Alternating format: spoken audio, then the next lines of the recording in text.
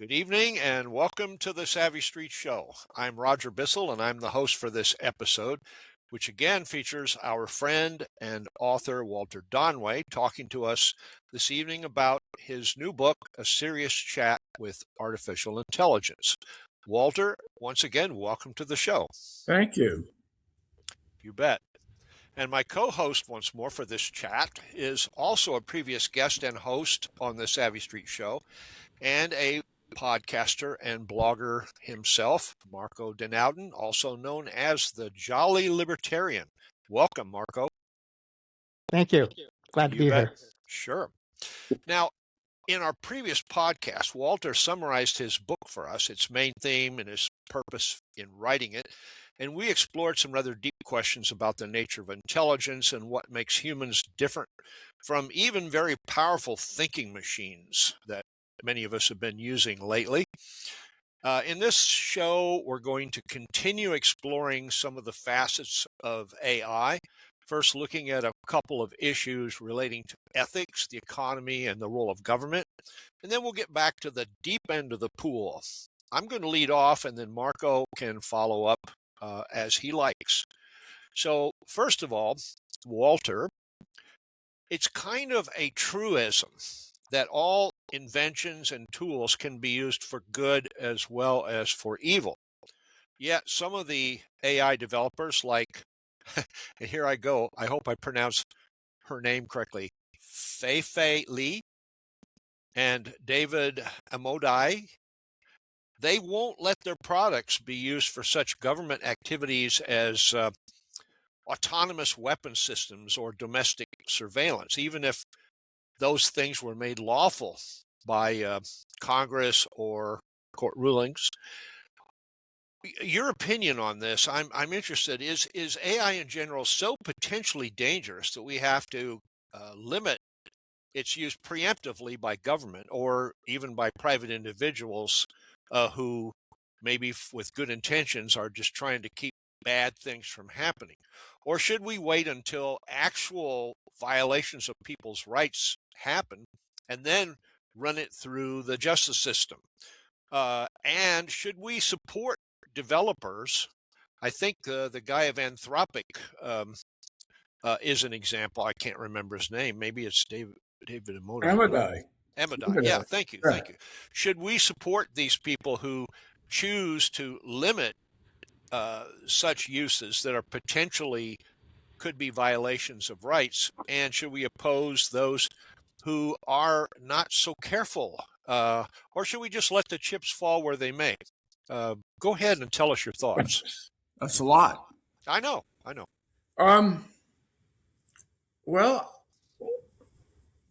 surprisingly, one thing comes to mind, which is, and that was shrugged. Hank Reardon refused to sell Reardon Medals to the State Science Institute because he wanted to control the use of it, and he didn't think the State Science Institute would be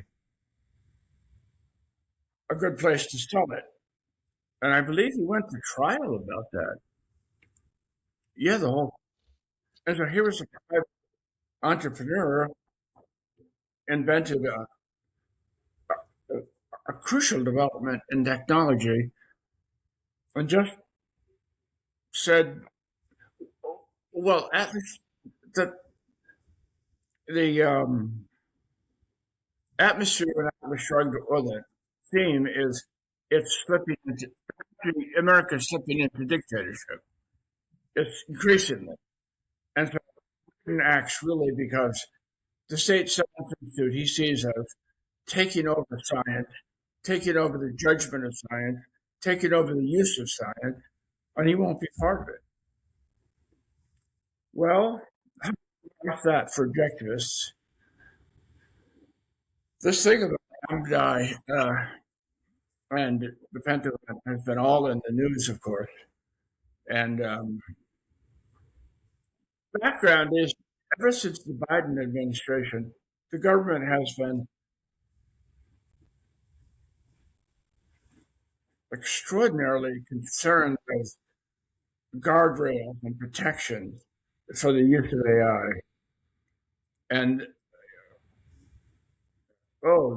there have been several acts that there was a board of overseers set up, and there was something set up in the Labor Department to keep it from introducing bias into hiring. And the Congress had a major session with all the tech executives nodding to control it and guardrails, and got to be careful. And so you could say that Trump went ahead and did that. Oh, and by the way, one more thing. The European Union raced far ahead and passed a comprehensive bill that rated all developments in AI as either acceptable with conditions, or unacceptable. And that was it. That was different. Unacceptable didn't go ahead. It all had to conform to that.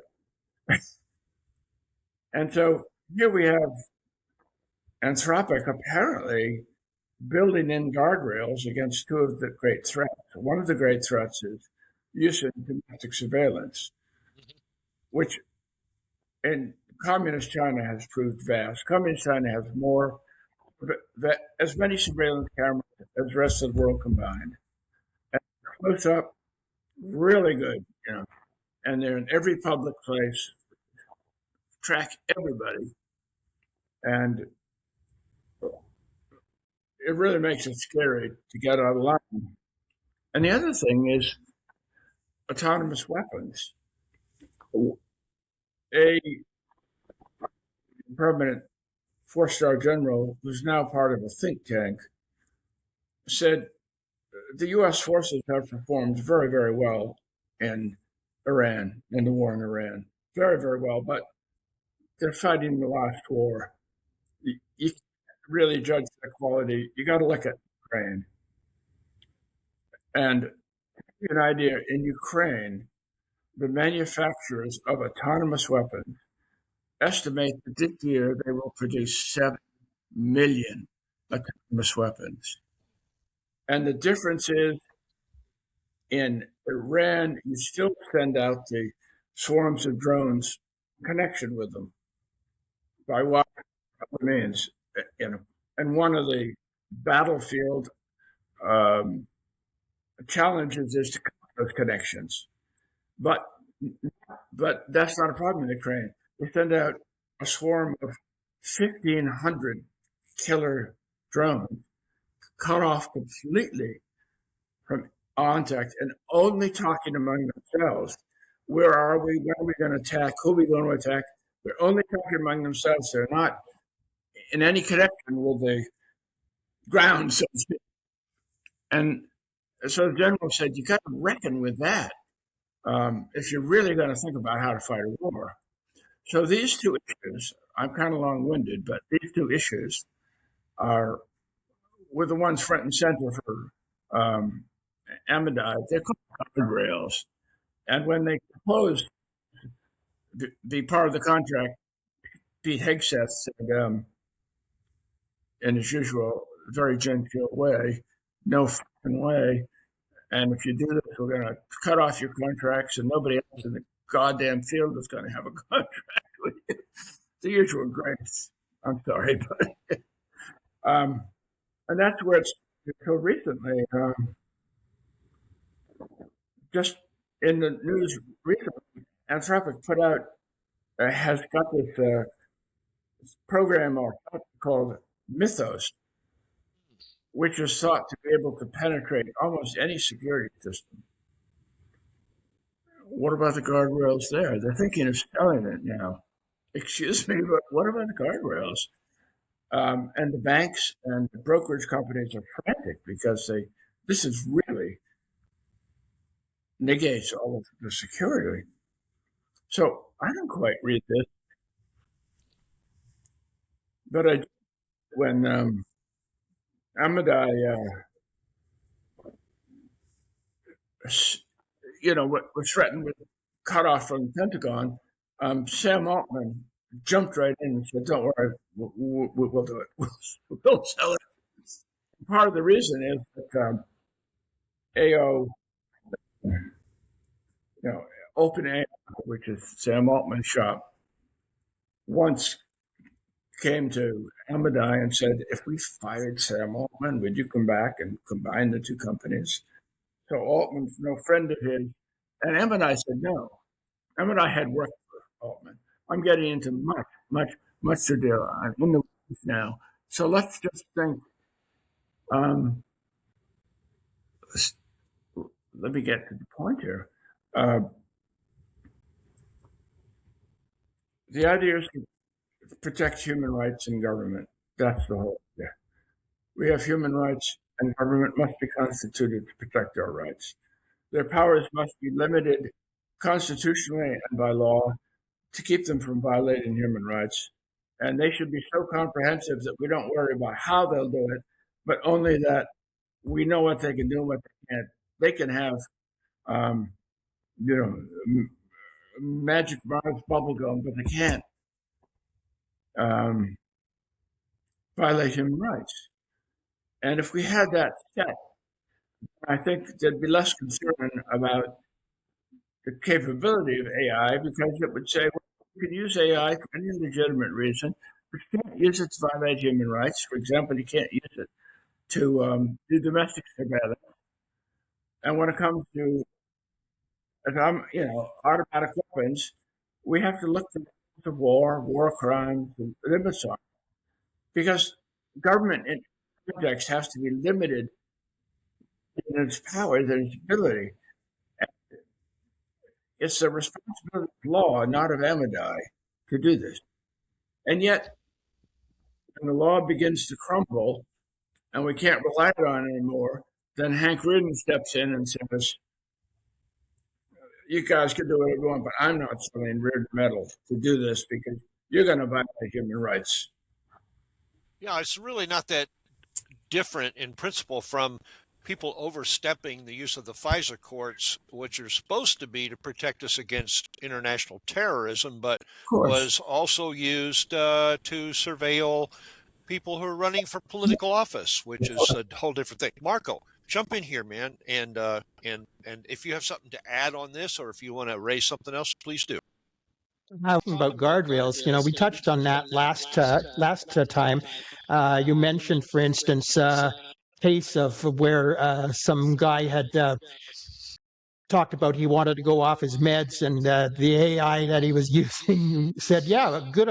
And it's interesting. I'm seeing this more and more in fiction now. AI coming up in fiction, and Michael Connolly's latest Lincoln Lawyer book, which came out in October, is exactly on this point. He's looking into a case of a 16-year-old boy who murdered his girlfriend because she was cheating on him, and he had talked to AI and said, and he had told her, yeah, she deserves to die or something like that. That's fiction, of course. But it points to the need for some guardrails, I would think. Who writes these things? My next book. This is somewhat redolent of a past issue. It was OpenAI that created Chat GPT-4, and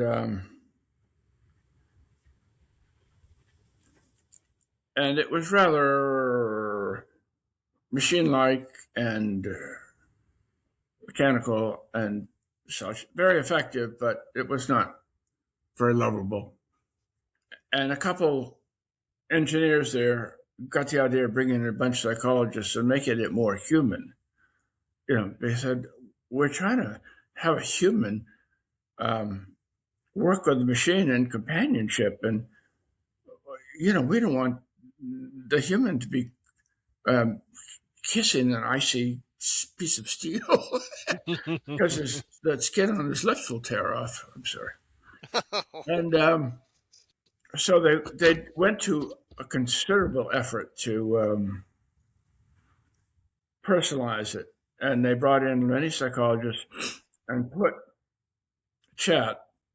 This was a completely trained version, but they put it through another layer. which I call the finishing school. And it's a major effort, and it paid off hugely. Basically, they said you can't reward AI in the usual sense for doing something because it doesn't care. But you can reward it programmatically that says, yes, no, yeah, you can reward it that way. And so they rewarded AI every time it pleased the human interlocutor. And they went too far. And so they went out and they had pulse. And they went back to the drawing board. And as I understand it, the gross excesses have been eliminated now. They were once famous. Does that mean a chat, either Claude or what's your girl? Or GPT can still catalyze perhaps wrong thinking. GPT 5.2, which I use now, definitely encourages you. Oh, you're on the right track. Oh, I think you put your finger on it. This is very unusual. What you're saying now is rather rare. It needs to be said. So there's that. Is that enough to push some people over the edge? I don't see quite. I don't know enough about this. I don't know how it pushes the edge to kill his girlfriend.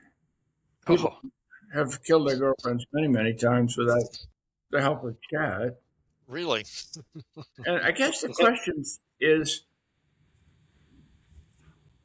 all liability law has this problem, which is we're putting out this product.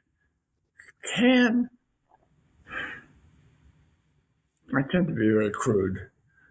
Can any idiot be enough of an idiot to misuse it this way? And if so, we're going to get sued and we're going to lose a lot of money. We have to make it foolproof, and fools are clever. In fact, in the AI world, AI will never be a competitor for natural human stupidity. Well, the lady who sued, who was it? She sued a cruise line for serving her or letting her drink 14 shots of tequila. Now, to me, that's total idiocy. I mean, it was there, so I drank it.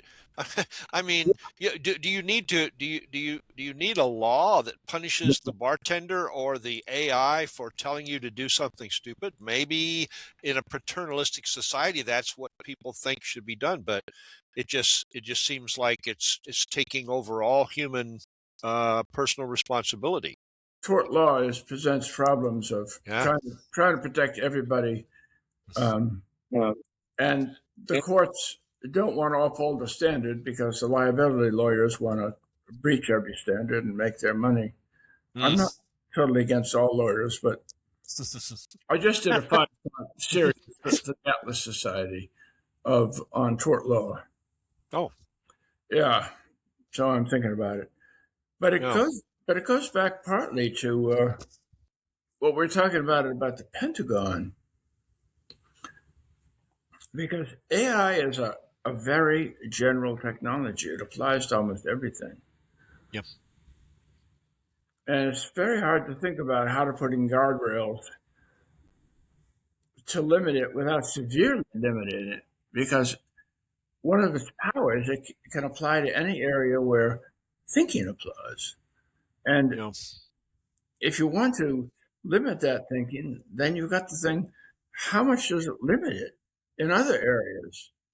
I don't know. It's a technical issue, but I think it's probably going to be a live issue with the Pentagon and others.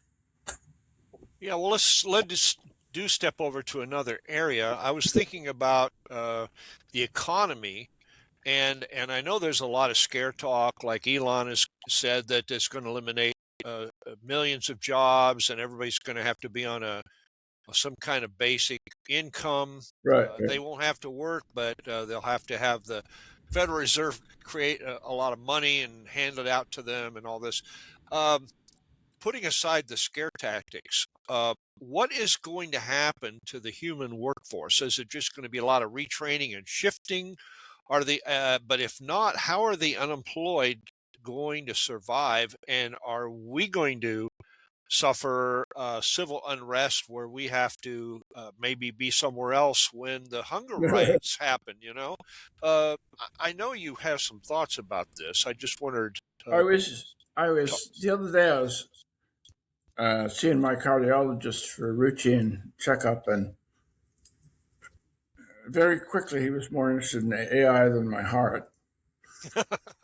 And he was saying, "Don't they say that AI is going to put something like every entry level white collar worker out of existence, out of a job, and all of them think they have a right to a job?" This is my cardiologist. I'd say, Right. "What's my heart? How's my heart?" No, I shouldn't have done it because he's excellent. But the test had come in positive, and he needed to pass the time. It was all great. But he said, and there's going to be civil unrest, which is a euphemism for what could happen. So that's so standard that he was that line. That line is almost standard across the board. Right. And if I had an answer to it, I could go into a hell of a consulting business. Yeah.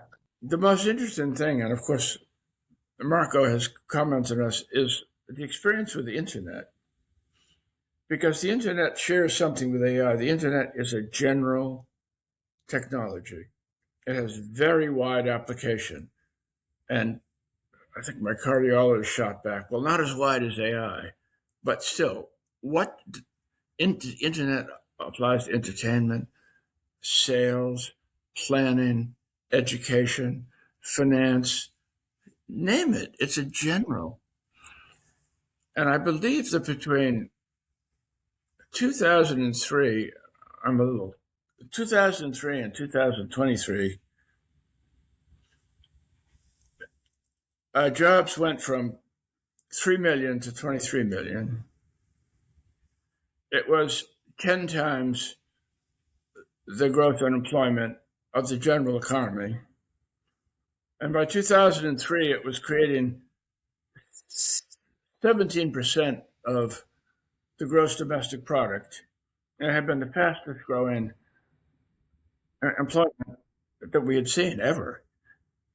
It seems like each new technology does that, but that doesn't ring it in, because they say, okay, all right, good, great, that's the history, but AI seems to be different. Remember, in all previous technological advances, humans had to organize it, run it, et cetera, et cetera. But not here. Not here. Yeah. Because, Well, it's interesting.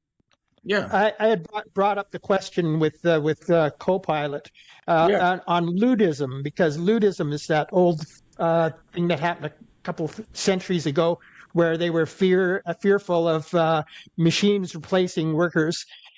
And Copilot suggested that all through history, every technological change, it eliminates some jobs, but many more new ones came to replace it, and that the situation is going to be the same in this case.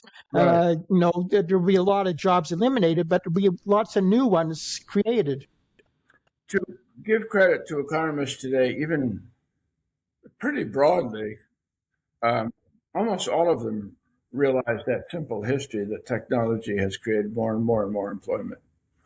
That's almost not in dispute. But now, but that consensus lasts until the newest technology, and the newest technology is, oh my God, this is it.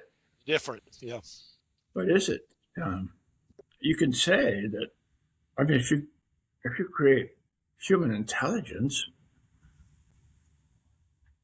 what's left for us? Technology was always doing things with power and touch, and we controlled it, but the brain, So there's a reason to raise questions here.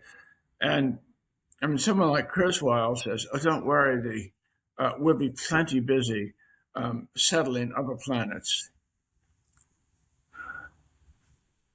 Well, don't go to college to get a degree in that, but it could happen. Could be. So I don't really know. I would grant it's a new situation. If you have artificial intelligence, able to do so many things that humans have always done uniquely, it's still not agency.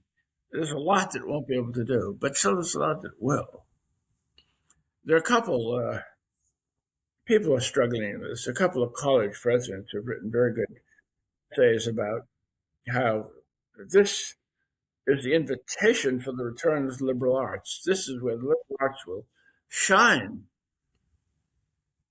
And I'd love to take that up, except the liberal arts aren't the same as liberal arts when I went 50 years ago. So I want to say, liberal arts are the answer because they're not the same. But in principle, that it's thinking, historical context, judgment, even ability to write, because chat doesn't write what we needed to write until we know what we needed to write. Right. That's right. And it can give us another Wikipedia article, but what we need something new. Yeah. And it's a wonderful tool, but it's a tool of human agency. And chat doesn't now, and I don't even foresee it becoming agentic. Oh, yes, it will become agentic in the sense that anthropic means it will be programmed to do things on its own initiative, like go use initiative to do this, and it will cooperate with other programs, but it won't be originating ideas of its own based on observation of reality, thought about reality, and questions arising. What does this mean? What are we supposed to do here? I mean, you say this, and you got all the evidence, but what are we supposed to do here? It's way far from that. So I think a way to particularly answer to say that's going to eliminate the entry-level white-collar jobs, we're thinking about law clerks, finance at a level of bookkeeping and such, certain parts of education. Lots of fields are very vulnerable to a program that can do a lot of what people are doing. Sure. It certainly won't replace the agency. Yeah. Well, so Marco, do you have a thread in mind you would like to start at this point? Yes, so I'm actually going to skip the next question we have here and go on to a later one, and that's on emergence and consciousness. I finished reading Kurzweil's book not long ago, and he suggests that artificial intelligence will emerge into a consciousness. We talked about in your book. You talked that we mentioned that AI lacks introspection, self-awareness, emotion, and all the other things that we connect with human consciousness. But Kurzweil believes that sufficient complexity, will lead to emergence of consciousness in machines.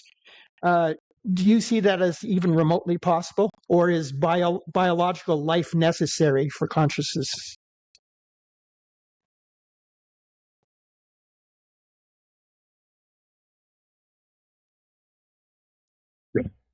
Did I lose my train of thought? No, I'm thinking. The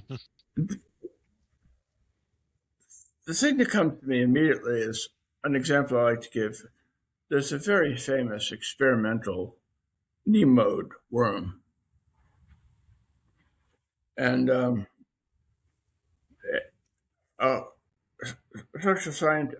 neuroscientist I worked with when I was editor of Cerebrum, Eric Kandel, won the Nobel Prize for studying C. elegans and how it stored long-term memories.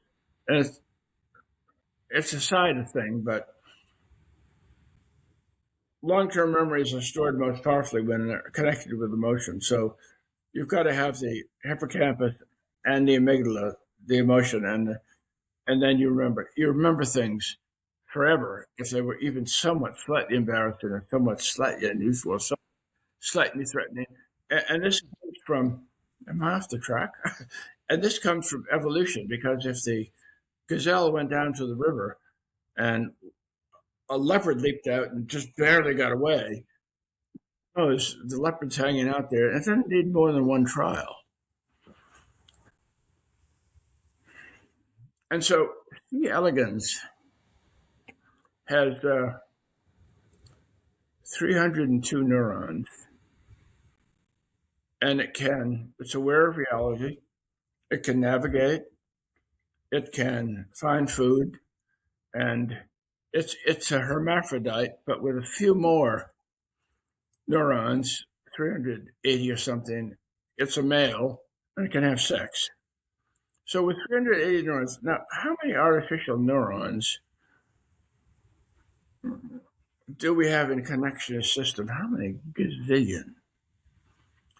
And yet they don't approach it. I mean, you've got these incredible systems with 20,000 trillion calculations per second, and the data equal to 4 libraries of Congress, and computing all these things, and it shows no sign of awareness. None. And yet C. elegans with 302 neurons is aware of reality and eating, drinking, and have a good time. Oh, what a life. What a life. Yeah. It's just one point, make a whole point about that. One of the other things going on is, and Chris Well talks about that, what about the merging of, maybe this is the next question. Yes, it is, but go ahead. Why not? The merging of computers with the brain. Oh, no, that wasn't my question. Go ahead, though. This sounds good. Okay, I mean, new ground. I don't, okay. We don't have to speculate, because Elon Musk is there already with Neuralink. You take a small piece out of the skull and you replace it with a chip. And this chip has 1,024 threads, tiny threads, that connect to various parts of the brain. And so you can move a cursor, you can play a game, whatever. And the FDA has approved human studies. And in fact, Elon Musk, he's thinking of coming out big time in 2026 with this. And it's going to go from there. It's going to go from manipulating this to.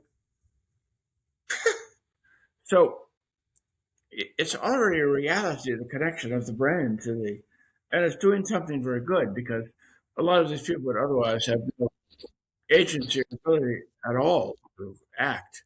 And you just replace this chip. And it's not very invasive, although I don't know how many threads I'd want tied into my brain. Maybe if I couldn't move my arms, I would. So we don't have to speculate about that. It's coming. Yeah. Right. I wanted to move to a related merging, as you called it, of AI not with human brains and bodies, but with robots that were equipped with built-in monitors to detect threats. And I realize from what you're saying that the robot wouldn't care any more than the AI would about it being a threat in the biological sense. But if it were simply set up so that the detectors or sensors would see an incoming object or something as something that could disrupt what it's programmed to do, and that it's also programmed to try to deflect or evade that, how would that be different from what a living organism would do in trying to avoid a threat or to go to something that was desirable? Well, I was reading my Brown Alumni Monthly, and apparently someone came to speak there, Jan LeCun. Oh. And Jan LeCun is a French-American trained neuroscientist who's the head of a major cluster on AI at New York University. And he's also known for his spicy talks. And so he got up at Brown and he said, AI is bullshit. oh, oh. And he said, AI can think and everything, but it cannot change reality. It's got no connection to reality. It can't act. It's all calculating. That I won't repeat that number again, by the way, calculations for a second.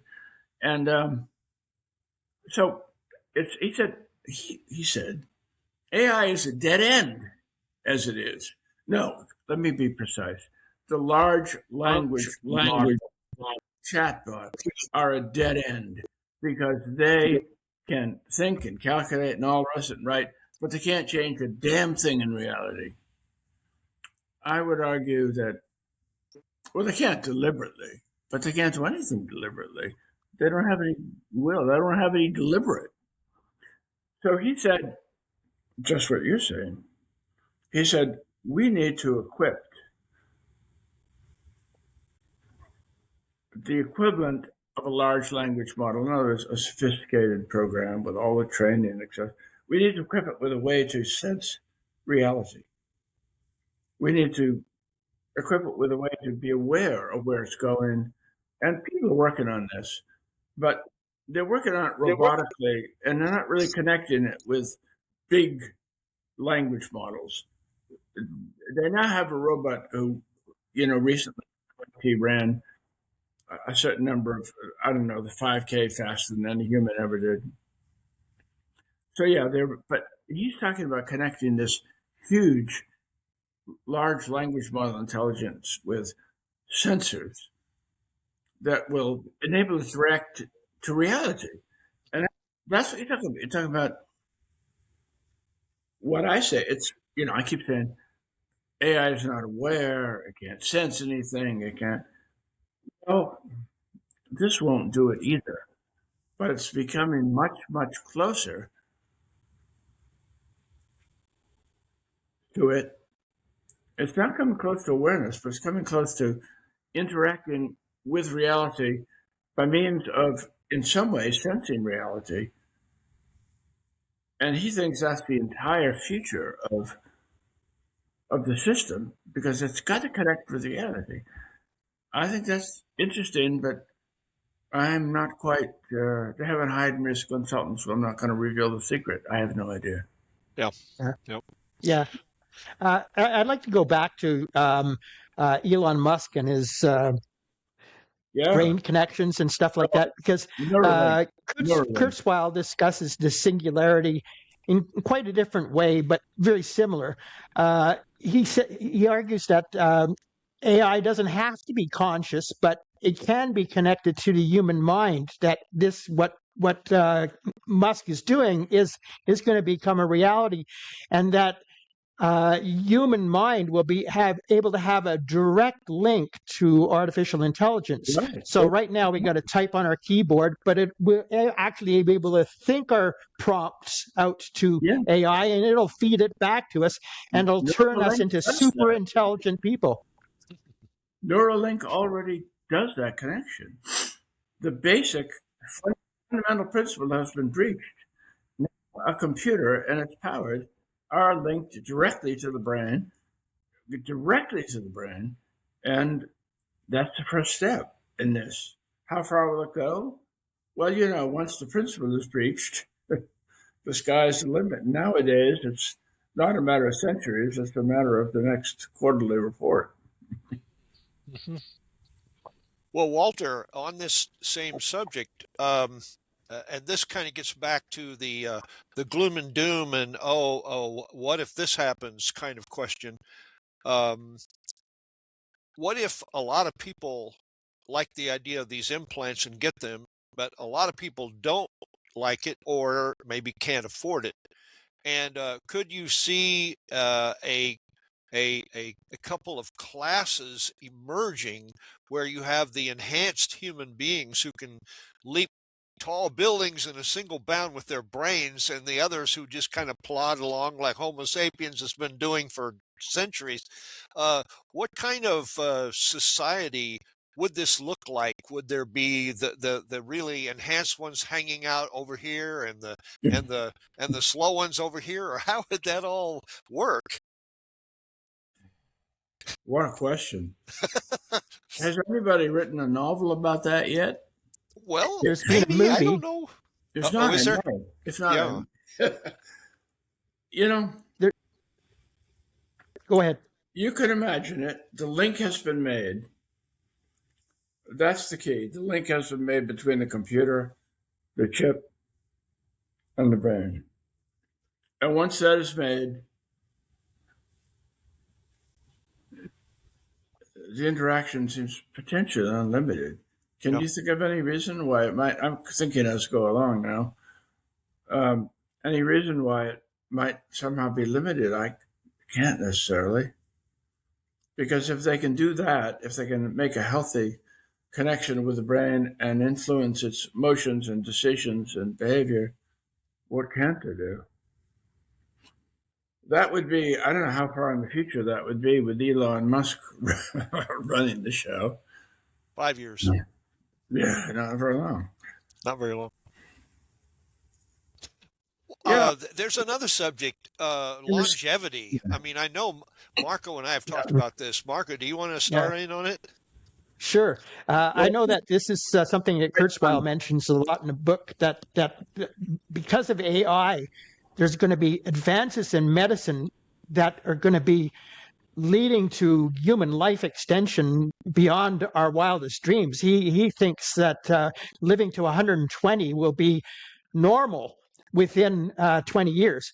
And, we're on the older end of the spectrum, so we may not see this. We may not live that long ourselves, but our sons and daughters and our grandchildren, there's a good possibility that they will live for a century or 2 centuries, or even longer. How will this affect if we develop the capability through AI and medical advancement to live for 2 or 3 centuries or even 1,000 years? How will that affect a human life as far as ethics and other concerns things are concerned? And what are your thoughts on that? Well, since I haven't been able to figure out the computer human brain yet, that's a bridge too far. But nature aging, nature neuroscience, all of nature, very distinguished. Nature aging came out with an article that said from 1900 to our time, human lifespan has about doubled from about 30 to 35 to about 70. But it said since 1990, it's shown signs of significant slowing, very significant. It was 3 years per decade, and now it's not much. And they were trying to figure out the reasons, but the conclusion was that in the 21st century, it was very unlikely that more than 5% of people would live to 100, males, and 15% females, unless there was some major breakthrough. And you're talking about the major breakthrough, because right now we seem to have exhausted the known potentials of increasing aging. One of the big things was, of course, infant mortality and public health and that sort of thing. And I think the next thing probably will be chronic illnesses like Alzheimer's. Oh, yeah. But you're very much to the point, Marco, because without something like that, it doesn't look like the current technology is going to advance us very much. And so if we did advance that much, I have a whole chapter in my book about that, about immortality, the idea of immortality. it goes too far to discuss in philosophy or Yeah. sociology. It's really the realm of science fiction. But just ask yourself personally, if I knew I was going to live 500 years, how would I act differently now? How would I be different?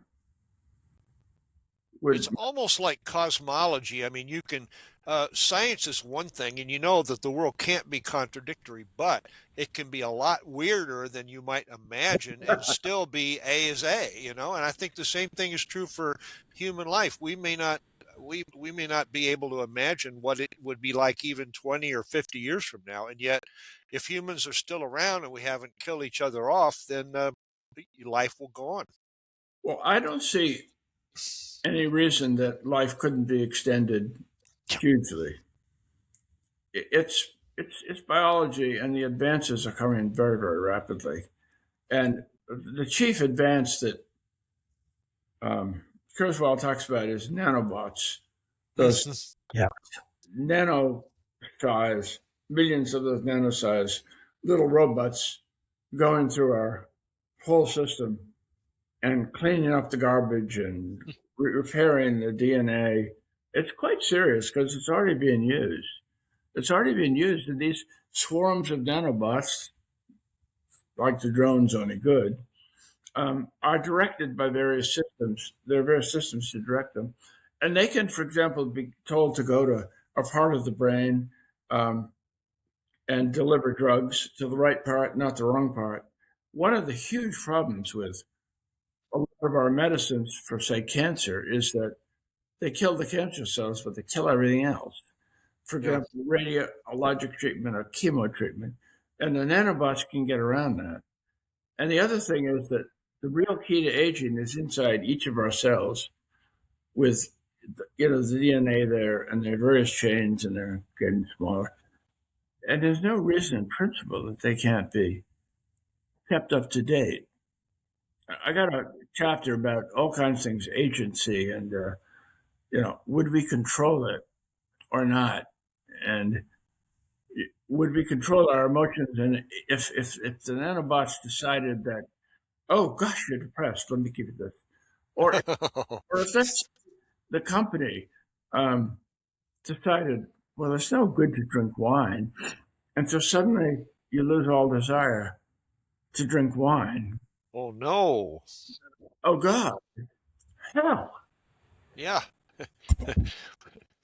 But it's a fine point. Would there be an off switch? This Now is that this is a yes.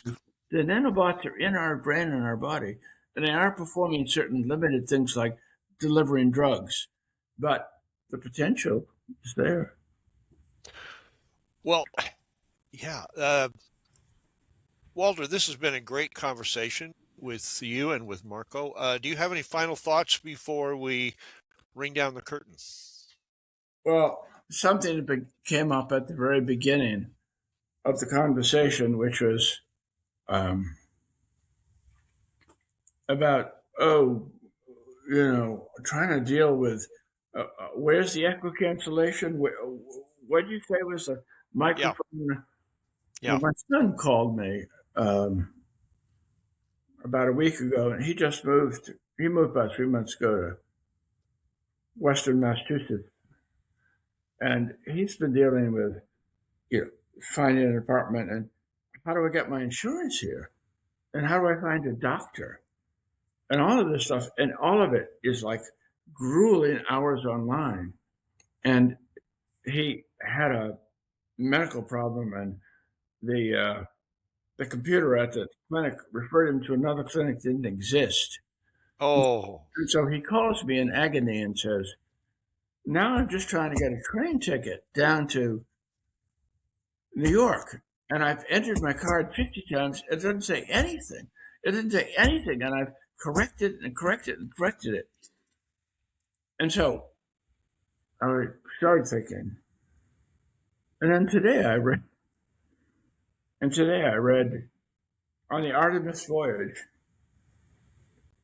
the commander of the Artemis voyage signaled to Houston, Well, I've got two versions of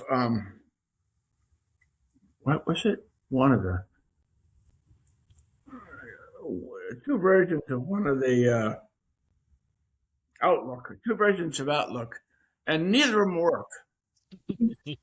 From space, he's saying to Houston, "What am I going to do?" Neither of them work.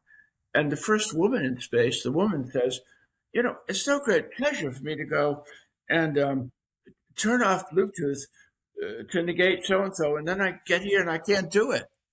Another message to Houston.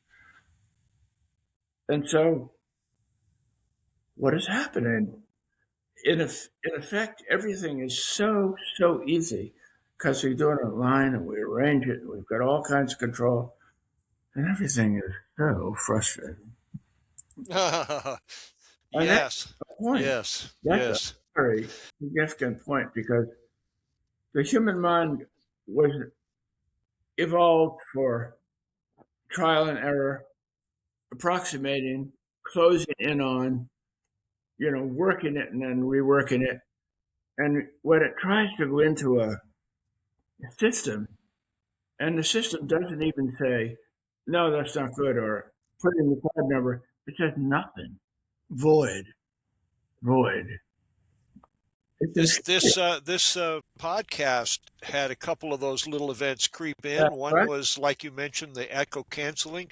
The other was when we were waiting for Marco to show up, and I was looking in one corner of the screen for the big glaring notification that he was waiting to enter the show, and it was up in the opposite corner. And I thought, well, why is it there? How did he get there all of a sudden? Is it like some little quirk that Riverside has decided to change just to mess us up?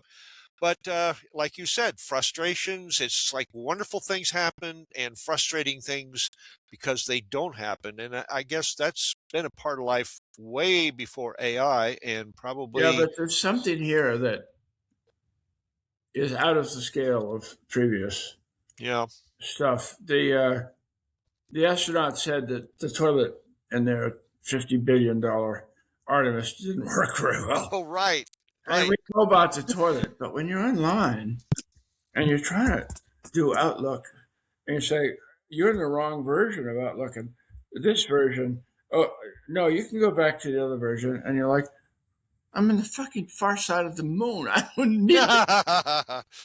That's Right. an issue. And if it's not solved, there's going to be a growing rebellion and resentment against this because it's not fitting humans.